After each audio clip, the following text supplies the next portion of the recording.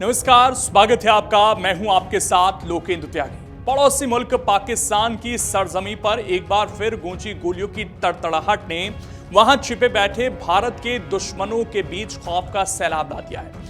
बीते कुछ समय से हमारे पड़ोसी मुल्क के गलियारों में एक अजीब सी खामोशी और दहशत का माहौल है। वहां छिपे बैठे वो चेहरे जो कभी भारत के खिलाफ जहर उगलते थे और साजिशों के जाल बुनते थे, अब खुद अपनी जान बचाने के लिए बिलों में दुबके हुए हैं।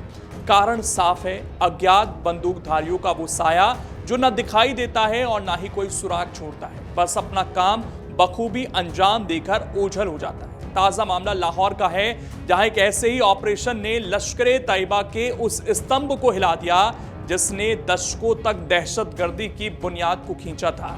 लाहौर की सड़कों पर जब गोलियों की तड़तड़ाहट गूंजी तो निशाना कोई आम अपराधी नहीं बल्कि लश्करे तैयबा का सह संस्थापक अमीर हमजा था। एक न्यूज चैनल के दफ्तर के बाहर घात लगाकर बैठे हमलावरों ने हमजा पर ताबड़तोड़ फायरिंग की।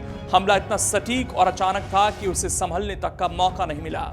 गोलियों से छलनी हमजा को आनन फानन में अस्पताल ले जाया गया, जहां फिलहाल वो जिंदगी और मौत के बीच झूल रहा है। डॉक्टरों के मुताबिक उसकी हालत बेहद नाजुक है, लेकिन इस हमले से न सिर्फ हमजा को चोट पहुंची बल्कि उन तमाम संगठनों के माथे पर चिंता की लकीरें खिंच गई हैं जो पाकिस्तान की सरजमी को अपनी पनाहगाह मानते आए हैं। अमीर हमजा का इतिहास खंगाली तो पता चलता है कि वो केवल एक मोहरा नहीं बल्कि लश्कर की विचारधारा का सबसे बड़ा प्रचारक रहा है। हाफिज सईद के साथ मिलकर इस खूंखार संगठन की नींव रखने वाले में वो प्रमुख था। उसे लश्कर का रणनीतिक दिमाग कहा जाता था। हमजा का काम सिर्फ हथियारों की सप्लाई तक सीमित नहीं था, वो लश्कर की आधिकारिक पत्रिका मजल्ला अल दावा का संस्थापक संपादक भी था। अपनी कलम और भड़काऊ भाषणों के जरिए उसने न जाने कितने युवाओं का ब्रेन वॉश किया और उन्हें आतंक की भट्टी में झोंक दिया। साल 2002 में लिखी उसकी किताब काफिला दावत और शहादत आज भी उसकी कट्टरपंथी सोच का प्रमाण मानी जाती है। अमेरिकी ट्रेजरी विभाग ने उसे बहुत पहले ही वैश्विक आतंकवादियों की सूची में डाल दिया था।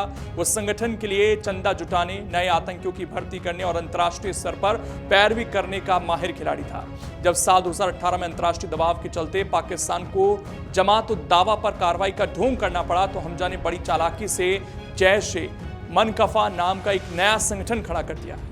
ये सिर्फ एक नया नाम था जिसका मकसद कश्मीर में अशांति फैलाना और आतंकी गतिविधियों को जिंदा रखना था, लेकिन अब लग रहा है कि उसके द्वारा फैलाए गए इस जाल में वो खुद फंस गया है। दिलचस्प बात यह है कि कोई इकलौती घटना ये नहीं है। पिछले कुछ सालों में पाकिस्तान के भीतर भारत के दुश्मनों का सफाया होने का एक सिलसिला शुरू हो गया है। कभी कराची, कभी झेलम तो कभी लाहौर, हर जगह अज्ञात हमलावर पहुंच रहे हैं। कंधार विमान अपहरण कांड का मास्टरमाइंड जाहर हो या हाल ही में ठिकाने लगाए गए बिलाल आरिफ सराफी और फैसल नदीम, इन सब की मौत का तरीका एक जैसा है। सटीक इंटेलिजेंस, अचूक निशाना और मौके से सुरक्षित वापसी, ये सब कुछ वैसा ही है जैसा हम अक्सर जासूसी फिल्मों में देखते हैं। हाल में धुरंधर फिल्म आई थी, उसमें भी कुछ ऐसा ही दिखाया गया था। पाकिस्तान की सुरक्षा एजेंसियां इस वक्त सख्ते में हैं। उनकी नाक के नीचे एक एक कर उनके पालतू आतंकी ढेर किए जा रहे हैं और वो सिर्फ तमाशबीन बनी हुई है। हमजा पर हुए हमले ने साबित कर दिया है कि अब पाकिस्तान में बैठे आतंकियों के लिए कोई भी कोना सुरक्षित नहीं है। वहां का माहौल अब ऐसा हो चुका है कि आतंक के नाकाओं को अपने ही साए से डर लगने लगा है। सुरक्षा के भारी भरकम तामझाम के बावजूद हमलावर उनके करीब पहुंच रहे हैं। फिलहाल पूरी दुनिया की नजरें लाहौर के उस अस्पताल पर टिकी हैं जहां अमीर हमजा अपनी आखिरी सांसें गिन रहा है। अब सवाल ये नहीं कि ये हमलावर कौन है, सवाल ये कि इस फहरिस्त में अगला नाम किसका है।